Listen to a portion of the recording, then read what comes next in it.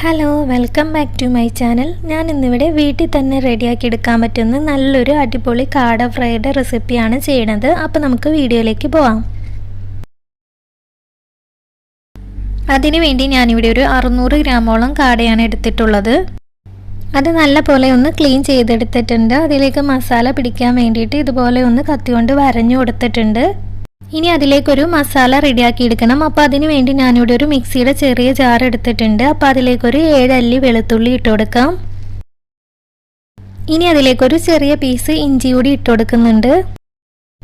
ഇനി അതിലേക്കൊരു 2 ടേബിൾ സ്പൂണോളം മുളക് പൊടി ചേർത്ത് കൊടുക്കാം. ഞാനിവിടെ എരിവുള്ള മുളക് പൊടിയാണ് ചേർത്തിരിക്കുന്നത്. കാശ്മീരി മുളക് പൊടിയാണെങ്കിൽ 2.5 ടേബിൾ സ്പൂൺ വരെ ചേർത്ത് കൊടുക്കാവുന്നതാണ്.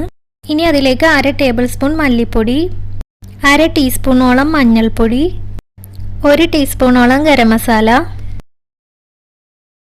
ഇനി ഒരു 1/2 ടീസ്പൂണോളം കുരുമുളക് പൊടി, ഇനി ഒരു 1/2 ടീസ്പൂൺ വലിയ ജീരകം പൊടിച്ചത്. ഇനി അതിലേക്ക് ആവശ്യത്തിനുള്ള ഉപ്പും കൂടി ചേർത്ത് കൊടുക്കാം. ഇനി അതിലേക്ക് ഒരു 2 ടീസ്പൂണോളം അരിപ്പൊടി ചേർത്ത് കൊടുക്കുന്നുണ്ട്. ഇനി ഒരു 2 ടേബിൾ സ്പൂൺ കോൺഫ്ലോർ, ഇനി ഒരു 2 ടേബിൾ സ്പൂൺ വിനാഗിരി ചേർത്ത് കൊടുക്കുന്നുണ്ട്. വിനാഗിരി അല്ലെങ്കിൽ ലൈം ജ്യൂസ് ചേർത്ത് കൊടുത്താലും മതി. ഇനി ഒരു 2 ടേബിൾ സ്പൂൺ ഓയിലും കൂടി ചേർത്ത് കൊടുക്കുന്നുണ്ട്. ഇനി ഇത് നല്ലപോലെ ഒന്ന് അരച്ചെടുക്കാം. ഇതിലേക്ക് ഞാൻ വെള്ളമൊന്നും ചേർത്ത് കൊടുക്കുന്നില്ല. ആവശ്യമെങ്കിൽ മാത്രം വെള്ളം ചേർത്ത് കൊടുത്താൽ മതി. ഇപ്പോൾ മസാലയൊക്കെ റെഡിയാക്കി എടുത്തിട്ടുണ്ട്. ഇനി നമുക്കിത് നേരത്തെ ക്ലീൻ ചെയ്ത് വെച്ചിട്ടുള്ള ആ ഒരു കാടയിലേക്ക് നല്ലപോലെ ഒന്ന് തേച്ച് കൊടുക്കാം. ഇതിൻ്റെ ഉള്ളിലും പുറത്തുമൊക്കെ നല്ല പോലെ മസാല പിടിക്കുന്ന രീതിയിൽ തേച്ച് കൊടുക്കാം. ഇപ്പോൾ മസാലയൊക്കെ നല്ല പോലെ തേച്ചെടുത്തിട്ടുണ്ട്. ഇനി നമുക്കിതൊരു 30 മിനിറ്റ് റെസ്റ്റ് ചെയ്യാനായിട്ട് മാറ്റി വയ്ക്കാം.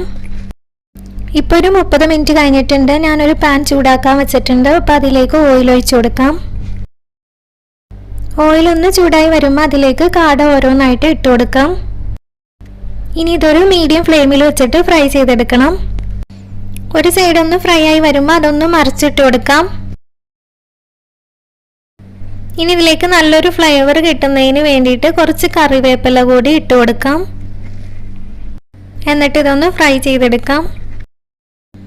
ഇപ്പം മറ്റേ ഭാഗം കൂടി നല്ലപോലെ ഒന്ന് ഫ്രൈ ആയി വന്നിട്ടുണ്ട്.